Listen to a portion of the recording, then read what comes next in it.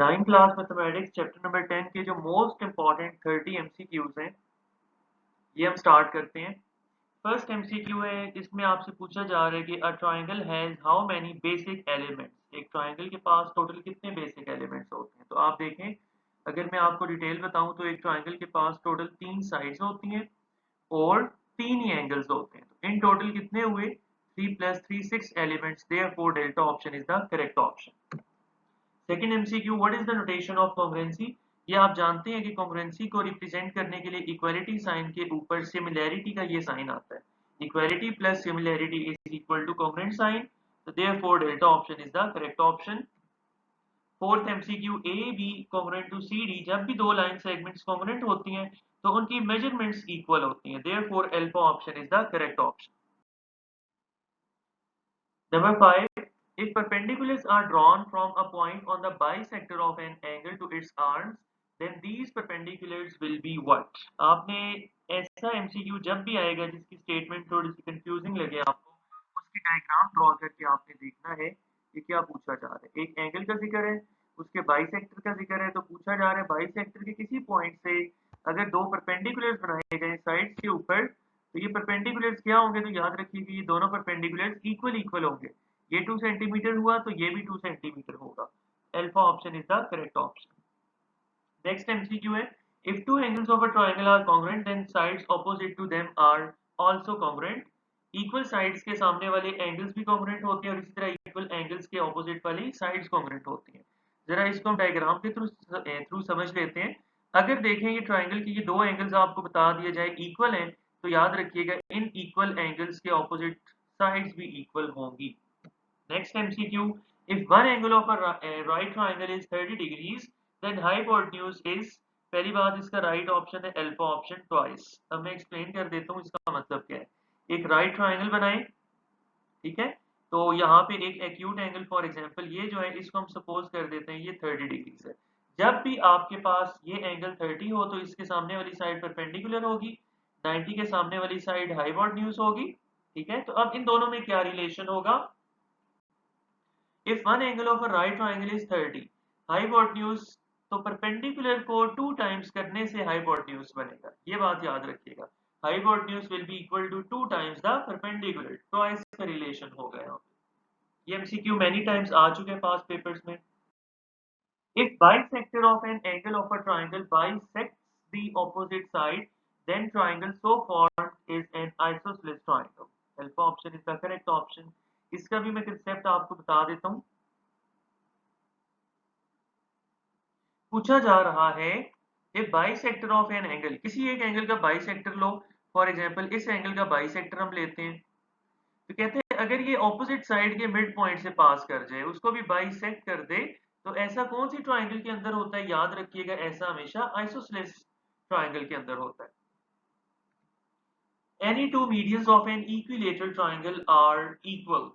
ठीक है, ये जो इक्विलेटरल ट्राइंगल होती है उसके तीनों मीडियंस इक्वल होते हैं। कोई से दो लोग इक्वल आपको मिलेंगे, कोई से दो मीडियंस इक्वल, कोई से दो एंगल्स इक्वल, कोई सी दो साइड्स लो वो इक्वल, तो इसकी सारी चीजें इक्वल इक्वल होती हैं।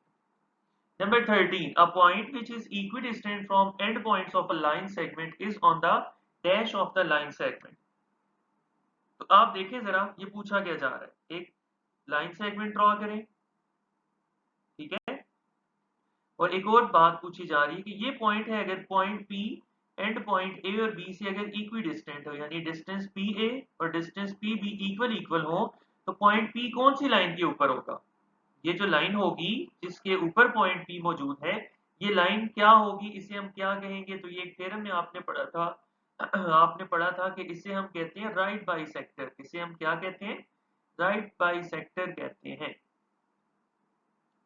Delta option is the correct option. मैं यहाँ पे आपको बताता चलूं कि राइट बाइसेक्टर बेसिकली एक ऐसा परपेंडिकुलर होता है जो ए बी के मिड पॉइंट से पास करता है, यानी वो लाइन जो ए बी के साथ 90 डिग्रीज का एंगल बनाए और ए बी के मिड पॉइंट से पास कर जाए, ऐसी लाइन को right bisector of A B बोला जाता है। नेक्स्ट एमसीक्यू है, if two isosceles triangles are formed on the same side of their common base, the line through their vertices would be the dash of their common base. इसको हम जरा diagram के through समझते हैं। एक आपने लेनी है ट्राइंगल, इसकी हम फॉर एग्जांपल ये जो हॉरिजॉन्टल साइड है इसको बेस मान लेते हैं, इसके ऊपर आपने एक और ट्राइंगल ड्रॉ करनी है, ठीक है। और ये आइसोसेलेस ट्राइंगल्स होनी चाहिए, यानी ये साइड इसके इक्वल हो और ये दोनों साइड्स एक दूसरे के इक्वल हो। आपसे कहा जा रहा है कि जब इनके वर्टिसेस को ज्वाइन किया जाएगा, देखिए ये जो बेस हॉरिजॉन्टल साइड आपने ली, इसके सामने वाले पॉइंट को हम वर्टेक्स कहते हैं। इन दोनों वर्टिसेस को अगर हम ज्वाइन करें तो ये जो रिजल्टिंग लाइन सेगमेंट बनेगी जिसको हम पी ए कह देते हैं, पूछा जा रहा है ये क्या होगी, तो आपने याद रखना है कि ये हमेशा एक राइट बाइसेक्टर होती है। Number 15, an equilateral triangle is an equiangular triangle. ठीक है, अगर आपके पास इक्विलेटरल ट्राइंगल क्या होती है, वो ट्राइंगल जिसकी तीनों साइड्स इक्वल हो उसको हम इक्विलेटरल ट्राइंगल बोलते हैं। ठीक है, इक्वी का मतलब इक्वल और लेटरल का मतलब साइड्स, तो मतलब equal sides, all sides equal. Equi angular का मतलब होता है सारे एंगल्स इक्वल, तो यानी अगर ये एक ट्राइंगल है जिसके तीनों साइड्स इक्वल हैं, तो आप जानते हैं equal sides have equal opposite angles, तो उसकी वजह से ये तीनों एंगल्स भी इक्वल हो जाएंगे। बट लेकिन अगर एक ट्राइंगल आपके पास इक्वी एंगुलर है तो आपने सोचना है कि क्या वो इक्विलेटरल भी होगी। यस, वो इक्विलेटरल भी होगी क्योंकि equal angles have equal opposite sides.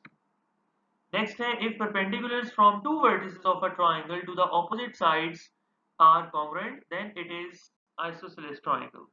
देखें, आइसोसेलेस ट्राइंगल में दो साइड्स इक्वल, दो एंगल्स इक्वल, दो परपेंडिकुलर्स इक्वल, दो मीडियंस इक्वल, तो दो दो बातों का जहां भी जिक्र है आइसोसेलेस ट्राइंगल आपने टिक करना होगी। अरे है, रे की शक्ल में आपको दिखा देता हूँ, ठीक है। दिस शेप इज कॉल्ड रे, तो आपको नजर आ गया इसका ये सिर्फ एक एंड पॉइंट होता है, alpha option is the correct option.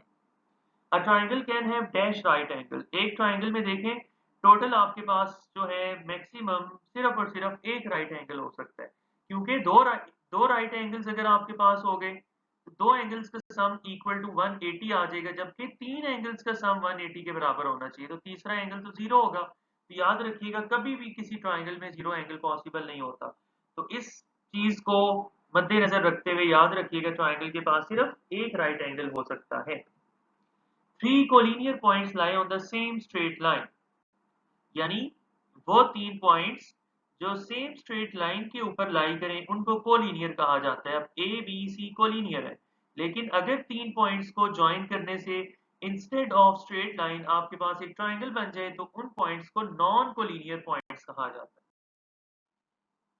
Next MCQ है, two parallel lines can intersect at how many points. देखिए पैरेलल लाइंस कौन सी लाइंस होती हैं, parallel lines never cross each other, अगर वो कभी भी एक दूसरे को क्रॉस नहीं कर रही तो उनका एक भी पॉइंट ऑफ इंटरसेक्शन नहीं होगा, so delta option is the correct option. Two parallel lines can have dash common points, क्योंकि ऊपर मैंने बताया उनका एक भी कॉमन एंड पॉइंट नहीं होता, उसी को पॉइंट ऑफ इंटरसेक्शन कहते हैं, तो उनका कोई कॉमन एंड पॉइंट नहीं होगा। A line segment can be intersected at how many points? Only at one point, ठीक है। एक लाइन है, इसको किसी दूसरी लाइन की मदद से अगर आप इंटरसेक्ट करवाना चाहते हैं तो ये दोनों जो है सिर्फ एक ही पॉइंट पे एक दूसरे को इंटरसेक्ट करेंगी, यानी ये आपसे पूछा जा रहा है कि दो लाइंस एक दूसरे को, दो स्ट्रेट लाइंस एक दूसरे को कितने पॉइंट्स पे टच कर सकती है, तो सिर्फ एक पॉइंट पे। Each angle of an equilateral triangle is in of measure 60 degrees. देखिए इक्विलेटरल ट्राइंगल जिसमें तीनों एंगल्स इक्वल होते हैं, अगर एक एंगल x है तो बाकी दोनों भी x होंगे, लेकिन हम जानते हैं कि तीनों एंगल्स का सम 180 के इक्वल आता है, तो ये कैलकुलेशन आपको आनी चाहिए, छोटी और बेसिक सी कैलकुलेशन है। 3 पे जब आप डिवाइड करेंगे तो 180 divided by 3 will be equal to 60 degrees, तो Charlie option is the correct option. What is the complement of an angle of 60 degrees? देखें कॉम्प्लीमेंट्री एंगल्स का मतलब होता है अगर हम दो एंगल्स लें x और y, if sum of two angles x and y is equal to 90 degrees, then x and y are complementary angles of each other। तो अब आपने सोचना यह है कि 60 डिग्रीज में कौन से नंबर को प्लस करें कि रिजल्ट हमें 90 डिग्रीज मिले, वो जो नंबर यहाँ ऐड होगा वो 60 का कॉम्प्लीमेंट होगा, so alpha option is the correct option. Measure of two angles of a triangle are 60 and 40. Find third angle. तो अभी मैंने ऊपर बताया कि जो थर्ड एंगल है उसको हम x कह देते हैं अननोन को, लेकिन इन तीनों का सम इक्वल होना चाहिए 180 डिग्रीज के। आप देखें जरा 60 प्लस 40 इक्वल्स 100। ये 100 राइट हैंड साइड पे जाके जब माइनस होगा तो 180 minus 100 will be equal to 80 degrees. So delta option is the correct option.